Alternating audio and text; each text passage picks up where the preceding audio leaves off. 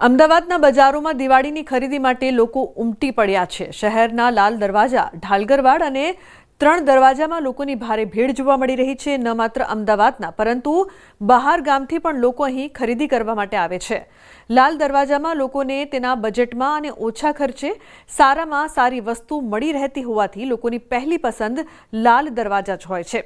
ગૃહ સુશોભનની ચીજ વસ્તુઓ, બૂટ, ચંપલ, કપડાં સહિતની દરેક વસ્તુઓ અહીં મળી રહે છે।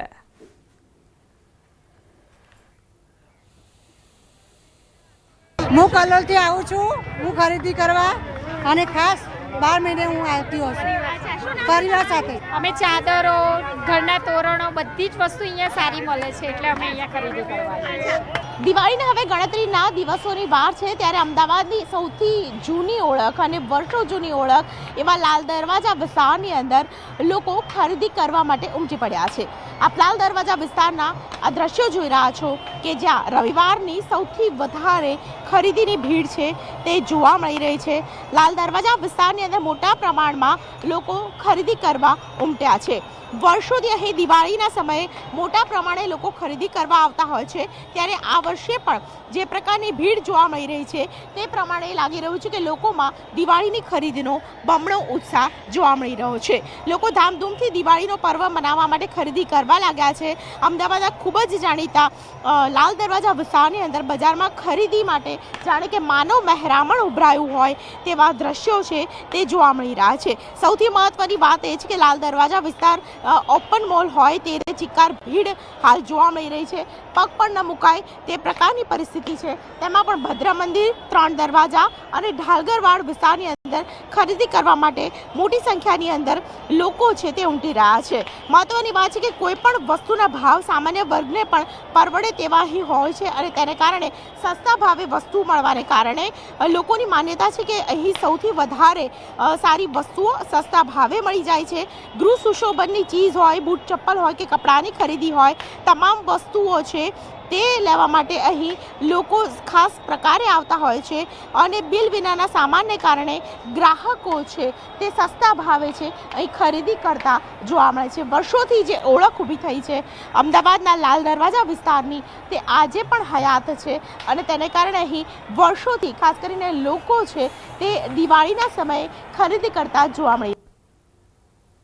તો દિવાળી પહેલાના અંતિમ રવિવારે સુરતની બજારમાં ભીડ ઉમટી હતી। દિવાળીની ખરીદી કરવા ચોટા બજારમાં હૈયે હૈયું દળાય તેવા દ્રશ્યો જોવા મળ્યા હતા। ચાલવા માટે પણ જગ્યા ન મળે તેટલી ભીડ જોવા મળી હતી। તો સુરતમાં દિવાળીના તહેવારને લઈને બજારો ઉભરાઈ રહ્યા છે। સુરતના આ દ્રશ્યો છે, ચોટા બજારમાં હૈયે હૈયું દળાય તેવા દ્રશ્યો જોવા મળ્યા।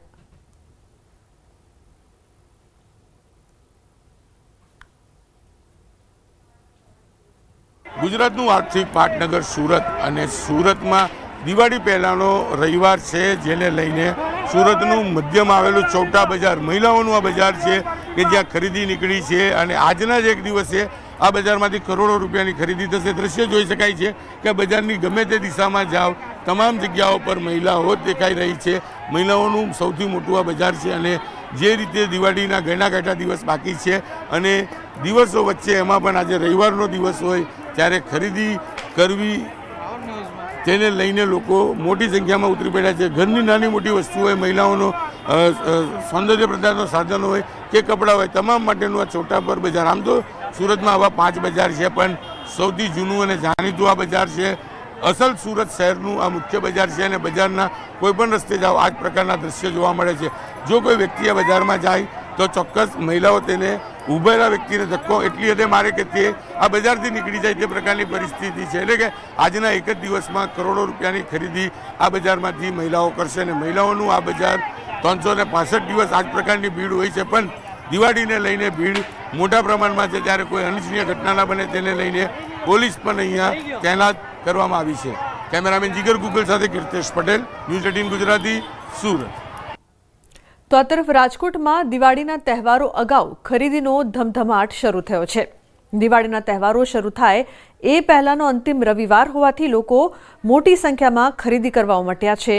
સાંજના સમયે લોકો ખરીદી કરવા માટે રાજકોટની લાખાજી રાજ બજાર પર પહોંચ્યા હતા। લોકોની ભીડ છે તે જોવા મળી રહી છે. મોટી સંખ્યામાં લોકો છે તે અત્યારે પહોંચી રહ્યા છે. અલગ અલગ જગ્યાએ જે છે લોકો ખરીદી કરી રહ્યા છે. અત્યારે જે છે એ બજારોમાં ભારે ભીડ જોવા મળી રહી છે. અત્યારે જે છે એ મોટી સંખ્યામાં લોકો છે તે ખરીદી કરી રહ્યા છે. આ દ્રશ્યોમાં પણ જોઈ શકો છો કે નવા વર્ષની જે શરૂઆત છે તે લોકો નવા ઉમંગથી નવા ઉત્સાહથી કરવા માંગતા હોય છે. અત્યારે જે રીતના રાજકોટની આ બજાર છે ત્યાં અત્યારે ભારે ભીડ જોવા મળી રહી છે. જ્યાં જોવો ત્યાં માનવ મહેરામણ જે ઉમટી પડી હોય તે પ્રકારના દ્રશ્યો જોવા મળી રહ્યા છે. દિવાળીનો બહુ જ માહોલ જામ્યો છે અત્યારના, અને રોજ આવી ગરદી હોય છે. ગુરુવાર પછીની તો ડેઈલી હોય જ આવી, હજી દિવાળી લગી રહે જ આવી. અત્યારના ટૂંકમાં હા ઘરાકી છે એટલે એ તો લોકોના હિસ્સે જ અત્યારના. તો અહીંયા અન્ય જે છે લોકો આપણે એમની સાથે વાત કરીશું. ખાસ કરીને તમે અત્યારે ખરીદી કરવા માટે આવ્યા છો, શેની ખરીદી કરવા માટે આવ્યા છો અને કેવો માહોલ? અત્યારે જોવા જઈએ તો રવિવારે તો ફિક્સ ગરદી હોય જ છે, પણ અત્યારે દિવાળીનો માહોલ છે એટલે અત્યારે ગરદી બહુ વધારે જોવા મળી રહી છે. હા, કપડાની ખરીદી કરવા માટે આવ્યો છે. અત્યારે તો દિવાળીની શરૂઆત થઈ છે એટલે રવિવાર છે એટલે અત્યારે તો કપડાની જોવા જેવી ખરીદી થઈ શકે છે. અત્યારે સારા માહોલ જોવા મળે છે. હાર્દિક જોશી, ન્યૂઝ 18 ગુજરાતી. તો દિવાળીના તહેવારને હવે ગણતરીના દિવસો બાકી છે, જેને લઈને રાજકોટના લાખાજીરાજ બજારમાં ખરીદી માટે લોકોની ભારે ભીડ જોવા મળી, જેમાં રજાના કારણે બજારોમાં ખરીદી કરવા માટે મોટી સંખ્યામાં લોકો ઉમટી પડ્યા. તેમજ કાપડ, જ્વેલરી, શૂઝની ખરીદી માટે લોકોની ભીડ વધી રહી છે. લાખાજીરાજ બજારમાં વિશેષ મહિલાઓની અલગ અલગ વસ્તુઓ મળતી હોવાથી મહિલાઓની ભીડમાં વધારો જોવા મળ્યો છે.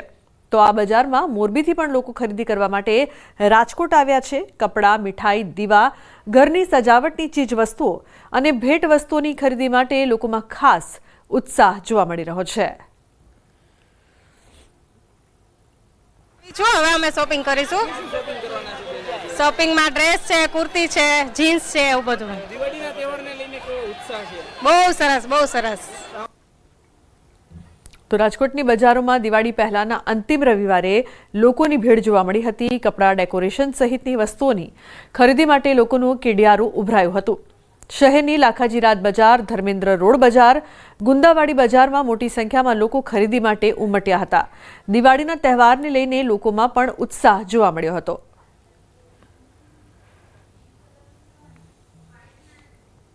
દિવાળીના તહેવાર પહેલા અરવલ્લી પોલીસ સતર્ક થઈ છે.